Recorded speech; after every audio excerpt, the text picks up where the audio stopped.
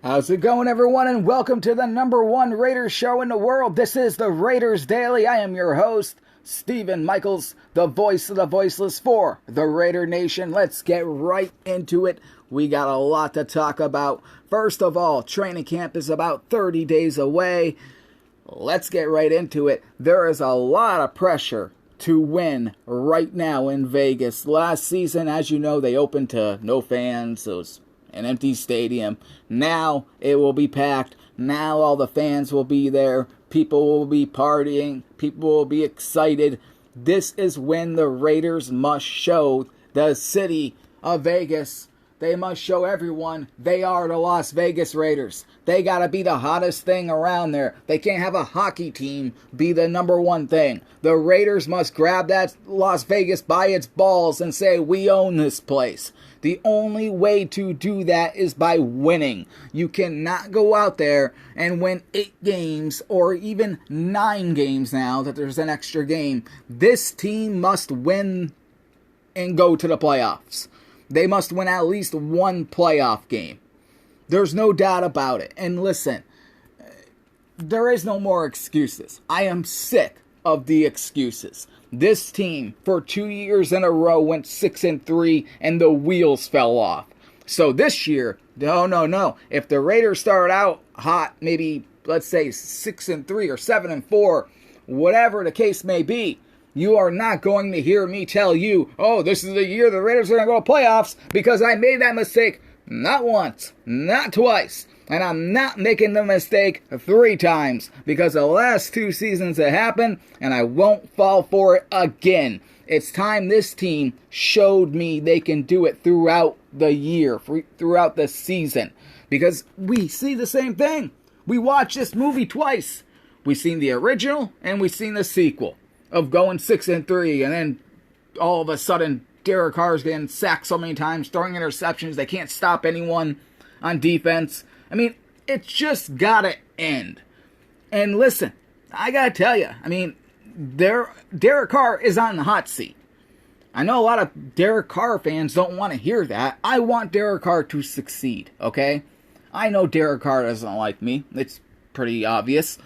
I don't really care. My job is to analyze the game, cover the football game, and tell fans how good the Raiders are doing, how bad they're doing, give you guys some hope in the offseason, break down the players that come into the building, that sign with the Raiders, and tell you my opinion. That's what I do. That's all I do.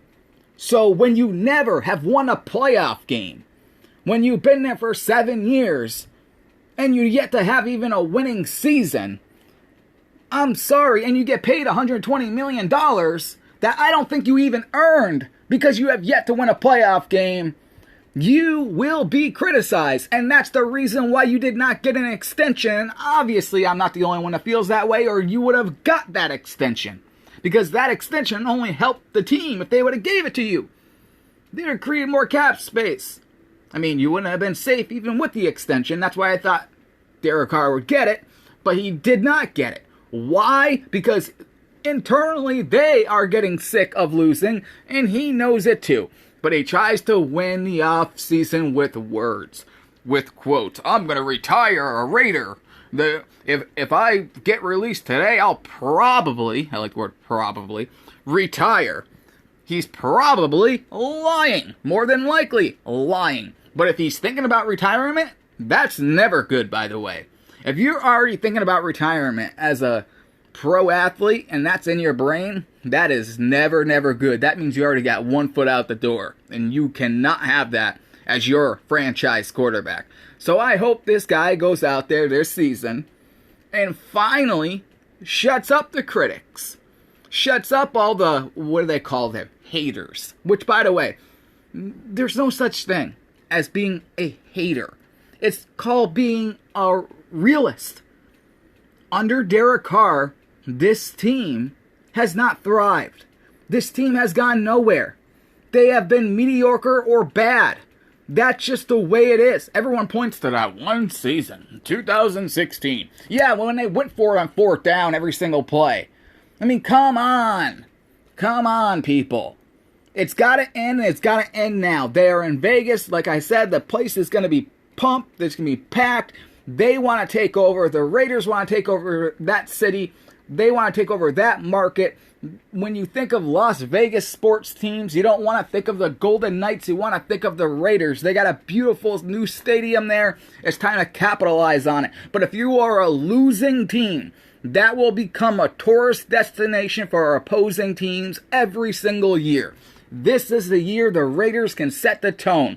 They can make that a real home market, a real home base, a real home field advantage, but it must start now. They need to win now, and there is no excuses with the talent on the paper that they have that they cannot do it. Derek Carr has no excuses. The people who defend him because of his off-season quotes every year have no reason. They can't blame it on defense. They can't blame it on this. They can't blame it on that. No way. This guy is surrounded with talent that I guarantee you can pick any quarterback in the NFL, bring them in, and they would have success.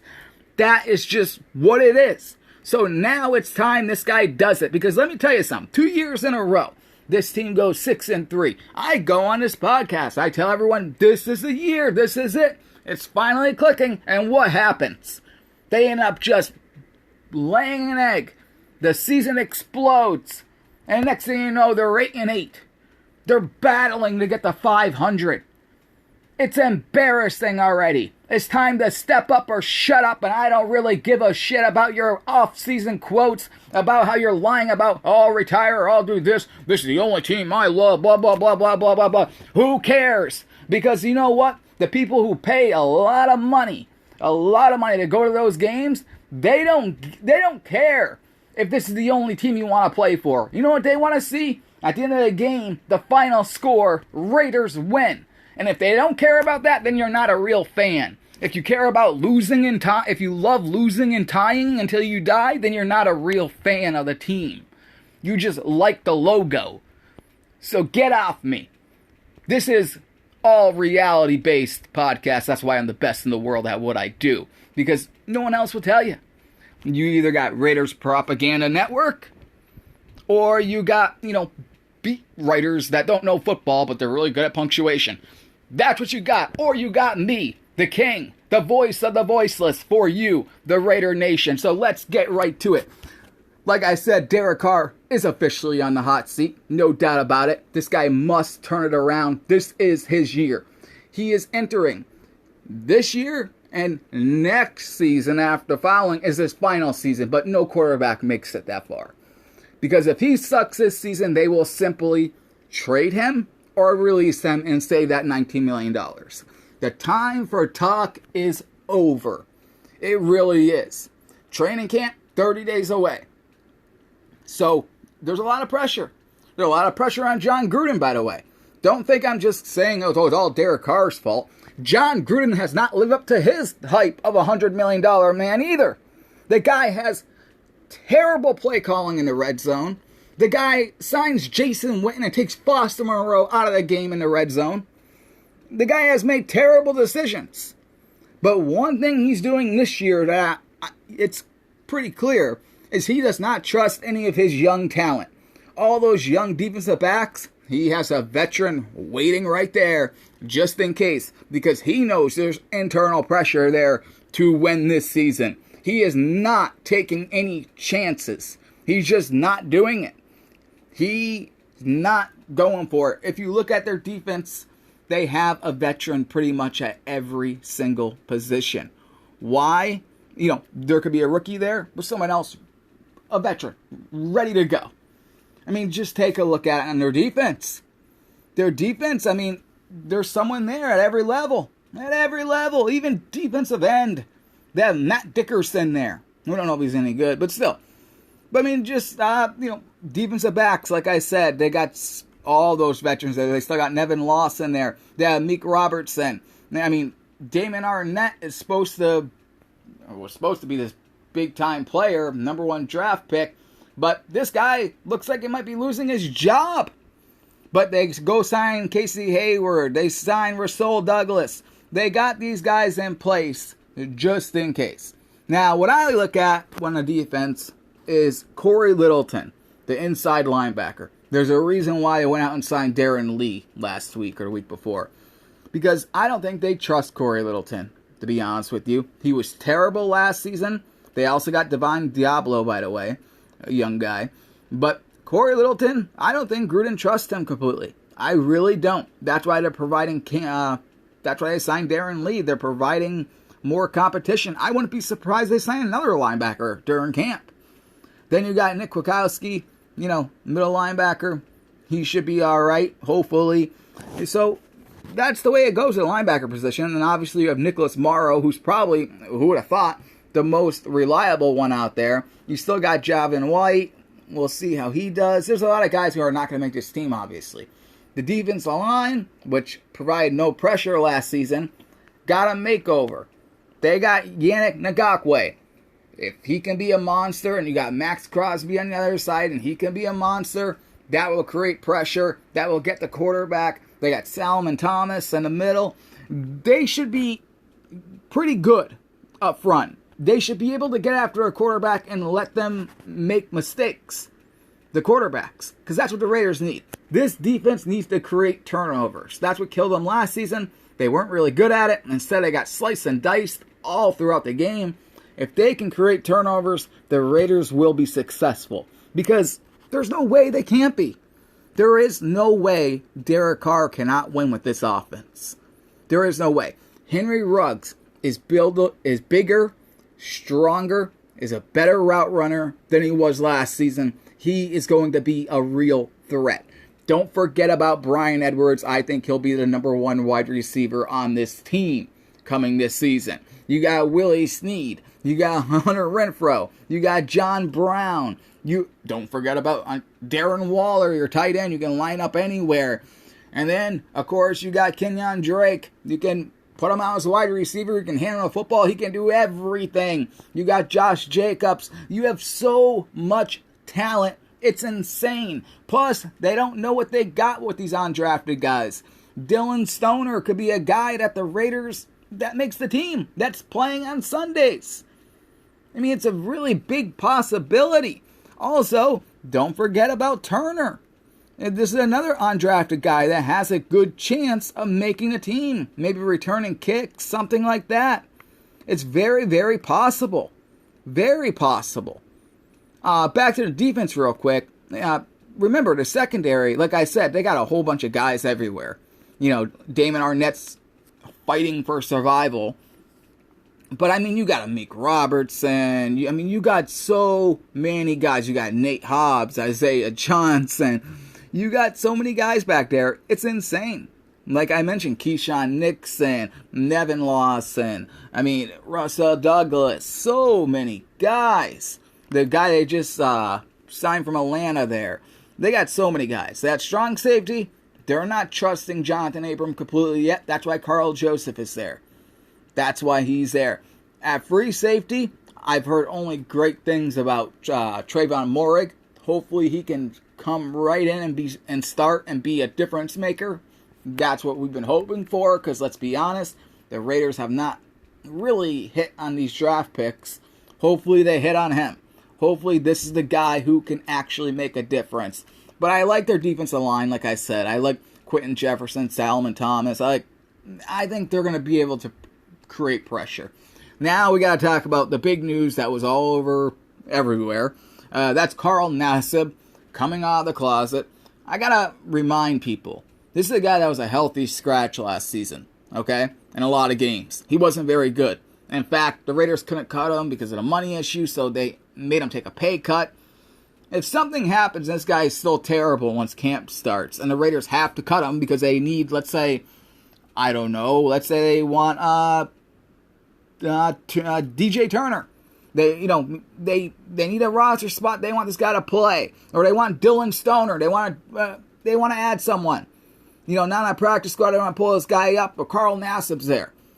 I wouldn't be shocked if they released them, but if they did, they would get such big blowback. People would say, "Oh, they did it because of him coming out and all this nonsense." When if you're a Raiders fan, you know that's simply not true. The guy, he's already on the bubble.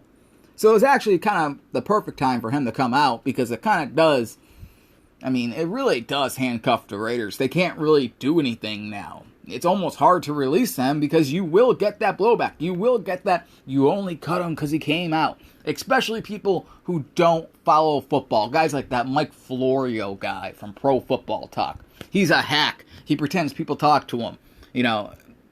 Interleague sources tell me he has no interleague sources. People can't stand that guy. Nobody talks to him. They go out of their way not to talk to that guy. They can't stand him. He knows nothing about football. Try listening to him for 10 minutes. It'll make your head explode. The guy knows nothing about football. I know Derek Carr hates him. Derek Carr doesn't like me either. But I criticize Derek Carr for not winning, because the guy got paid. This guy has some other kind of agenda, which is just weird. Just weird. But anyways, there is a lot of pressure on this team to win. There really is. And when you go through the roster, I'm guessing that this is the way it's going to turn out. Now remember, this is way too early. We don't know how camp is going to go, so it's almost impossible to really, really tell you. But if I had to bet anything, the wide receiver position, I would say, would be Henry Ruggs. I think Zay Jones might make it. And obviously, you got Hunter Renfrow, you got Josh Brown, you got Bryan Edwards, and you got Willie Snead. And then I think they'll carry 6 or 7 wide receivers. I really do. I think Dylan Stoner has an excellent chance of making this roster. I really do. Like I said, Bryan Edwards is the guy I would look out for the most. Tight end position, gonna be interesting here. It's really gonna be interesting. I think it's gonna be Darren Waller and Foster Monroe and Derek Carrier. I really do. Maybe someone else. I don't know. Maybe Nick Bowers makes it in. And then at running back, this is a big one, because you got Josh Jacobs and Kenyon Drake. Kenyon Drake, another one. Another weapon, by the way. Derek Carr has so many weapons. This guy cannot fail this season. He can't. If this team goes 6-3 again and falls apart, come on, man.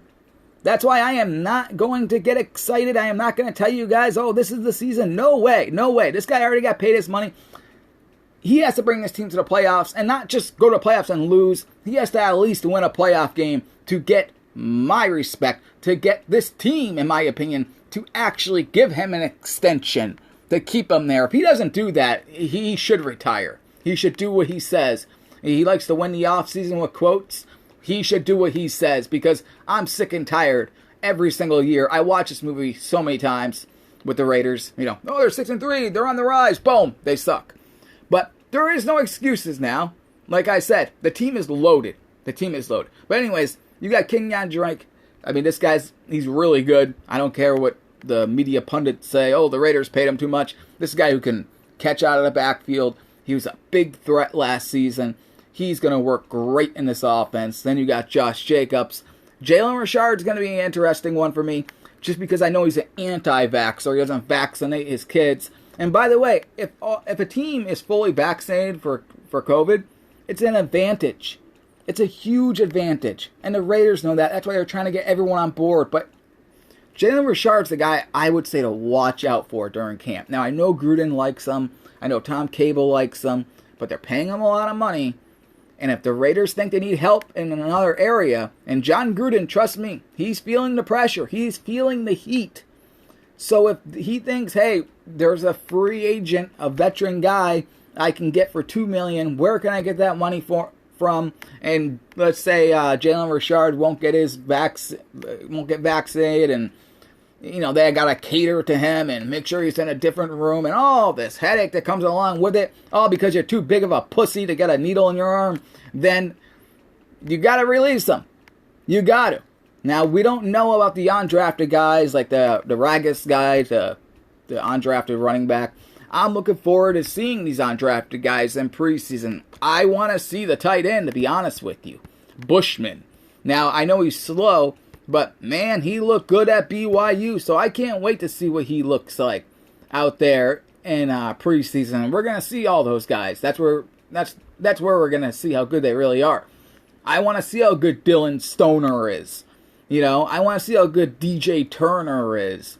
These are all guys I want to see. I want to see if Willie Snead still is, good enough. I think one thing about Derek Carr, a positive thing about him, he makes these veteran wide receivers look really good. So I think there's a good chance he comes in and he looks pretty damn good for the Raiders. Or he comes in and he simply doesn't have it anymore. Too many injuries, this, that, and he gets cut. I don't think that'll happen, but we shall see. But I know one thing. There is a lot of competition. A lot of competition. Especially on the defense. All of these defensive backs. There's so many of them. You got Damon Arnett, who, the Raiders aren't even talking about him anymore. It looks like Nate Hobbs could take the guy's job. He's got to step up. But John Gruden has a veteran in every area. In every area, in just in case one of these guys fall off the cliff and they're not doing too well, he can plug in a veteran. Even, like I said, one big spot to look at is Corey Littleton. The guy sucked last season. Can he rebound this year? Well, they just brought in Darren Lee. I wouldn't be surprised they bring in another inside linebacker just in case to push Corey Littleton. Because the Raiders paid a lot of money last year in free agency. And to be honest, it didn't turn out well. This year, they went out and they got Yannick Ngakoue. Him and Max Crosby should be a force to be reckoned with. Should be able to get after the quarterback, which will cause turnovers. And then that's what this Raiders defense really needs. That's what this team needs. They couldn't do it last year. Last year, this defense, opposing offenses were slicing and dicing them all up the field. It was pathetic to watch. It was disgusting to watch. That's got to change. That has to change now. John Gruden's getting paid a lot of money. Derek Carr got paid $120 million. Has not lived up to the hype. It is time and now. The Vegas fans will be there and they will be packed. The stadium is going to be rocking. If they don't capitalize now, that place will be a mecca for opposing fans. It will be a neutral site. They can't let Vegas be a hockey place. The Golden Knights can't be what people go to, that's their only home team. Vegas and the Raiders need to own that market. And they won't do that by, going 500 or only winning 8 games or even only 9 games now since there's an extra game. They gotta be great. And it starts this season. Derek Carr is on the hot seat. This is it, guys. If he plays like shit and he does not play well, the Raiders are going to cut him or trade him or do something in the offseason. I'm telling you right now. Now, on paper, with all the talent on offense, there is no way this guy cannot succeed. If he can't, and he's already thinking about retirement, like he says, I'm retired if this team trades me, or this team releases me, blah, blah, blah, blah, blah. He always wins the offseason with the quotes, and the Derek Carr fans who, I guess, don't care about winning football games for some reason. They're going to be sadly, they're going to be very sad because the Raiders are going to release him if this guy sucks. But I don't think that's going to happen because I don't think any quarterback can fail with this offense. They have so many weapons on paper. I think it's getting very overlooked by the media, the national media, how much talent this team really has on offense. This team should be able to score 40 points a game.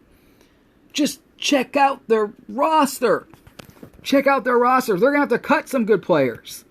They got a whole bunch of offensive linemen. Not all of them are going to make it. I already went through the Carl Nassib thing, I believe. So they got so much talent on this team. There's no way they can fail. The defense, it's going to be a lot better. It's just going to be better. First of all, Paul Gunther's God, thank God. That guy should not be a defensive coordinator. That guy should be a high school gym teacher in Iowa or something. Because that guy should never be a defensive coordinator again. He was awful. If you go back and try even watching highlights of the Raiders on YouTube or something last season, and the season before that, since he's been the defensive coordinator of Raiders, none of them, they're all running around like they're chickens with their heads cut off. They don't know what they're doing. Everyone's in the wrong area. Mental errors here and there and here and there. Hopefully, that was the reason for Jonathan Abram simply not living up to the hype because of Paul Gunther. The scheme being too complicated. I know they're going to dumb it down for him. Hopefully this guy can be the guy, that strong safety, hard-hitting guy that all you Raider fans want him to be. Hopefully he can do it. He's going to get that opportunity, but Gruden's being smart by having Carl Joseph there just in case. Because they cannot have mental errors. That has been killing this team for over a decade now. It has to end now. And John Gruden finally, in my opinion, has got all the tools he needs on offense to be successful. The only way this does not work is if the quarterback or the offensive line simply doesn't hold up. And these guys that they think can be great end up folding and not being very good. But I don't think that's going to be the case. In fact, I can argue that guys like Rodney Hudson and Gabe Jackson and Trent Brown, those guys, good in pass protection, but they sucked in run blocking. They really did. They weren't athletic enough. They weren't fast enough. And it really hurt, in my opinion, Josh Jacobs and Devontae Booker, who had last season. The guys they have now, I think, are going to be very good in that aspect and run blocking. And that's what John Gruden wants. He wants to be a run-first team. And that's why he's got, Jacobs and Drake. That could be the best combo in the NFL for running backs. They got Bryan Edwards. You're going to see a lot of him this season. He is going to be one of the best wide receivers in the National Football League, mark my words, this season. Henry Ruggs is bigger and stronger and is way better in route running now than he was last year. He's not just going to be a go-route guy. He's going to be able to run different kinds of routes. You got Hunter Renfrow, who's very underutilized. He can be very good. Willie Snead, like I said, CARR is really good with these veterans. Maybe you get something out of him. We don't know we don't know how good a guy like Josh Brown could be. He might be fantastic. He might be fantastic, and that's why I'm excited for preseason. Like I said, so we get to see Dylan Stoner and Turner, and I'm really excited about seeing the tight end Bushman, the undrafted guy. Although he's slow, this guy is really reliable. He has good hands. He's coming off a bad injury. I want to see what he can do this season. Harder for an undrafted free agent to make a team, but they're going to have their opportunity in preseason. This season, the Raiders must win, guys. This is it. It's going to be the schedule's tough. There's no doubt about it. But remember, they're opening up this year in primetime. Primetime game. They have 3 primetime games on the docket here. The opening game, of course, is against Baltimore. Tough game, but a game they must win. That's the way it is. Monday Night Football against Baltimore. The Raiders must start off the season hot. You cannot go 0-1 and then travel to Pittsburgh. The first 7 games before the bye, the Raiders got to somehow win 5 of them. They have no choice. They need to. So we shall see what happens with that. But like I said, this team needs to win for that city. Make it so for now, for the rest of the time they're in Vegas, if that's forever, so be it. That is Raiders Stadium. And it's packed with Raider fans. You're always going to get opposing fans because it's in Vegas. But you want it to be at least 80%, even 75% Raider fans. You want that place rocking. But if you're only winning 4 or 5 games, guess what? It's going to be a complete disaster. And I can already argue they made some terrible decisions outside of, football operations that make them look dumb. Like having, the situation DJ at games. Come on now. Stupid stuff. But Mark Davis has to play the game. I understand. I get it. But winning is what's going to matter here. And when you look at this, like I said, they have a bunch of primetime games. And, they're probably going to have another one when you look at, I believe it's week 14 when they play against the Chiefs. I could totally see that game being flexed to a Sunday night. That will be an Arrowhead anyways. But I could see that game being flexed. But also, you just don't know. You don't know how good their final game against the Chargers. That game could mean something. And if it does, it's going to be in Las Vegas. And what if that game is for a playoff spot? You want the crowd to be rocking. And let me tell you something. I hope that game is not for a playoff spot, because by the time you get down to the last game of the season, this team should have a playoff spot already wrapped up. They should already know where they're playing. They should already be the number 2 seed in the AFC. Because we gave Gruden a long time here, guys. He's been here for years. Derek Carr's been here for 7 years. The winning must start now. They must. We'll see what happens with the roster. Like I said, there are a lot of guys. A lot of guys they brought in. A lot of veterans. A lot of unknowns. But who will be the final crop of guys? Who knows? I mean, it's impossible to tell. But on paper, they have the talent to be able to compete. And let's see if this team can finally do it. All right, that's it. I will see you guys in about a couple of weeks, and we will talk more Raiders football. My name is Stephen Michaels. You just listened to the greatest Raiders show you ever heard in your life. This is the Raiders Daily.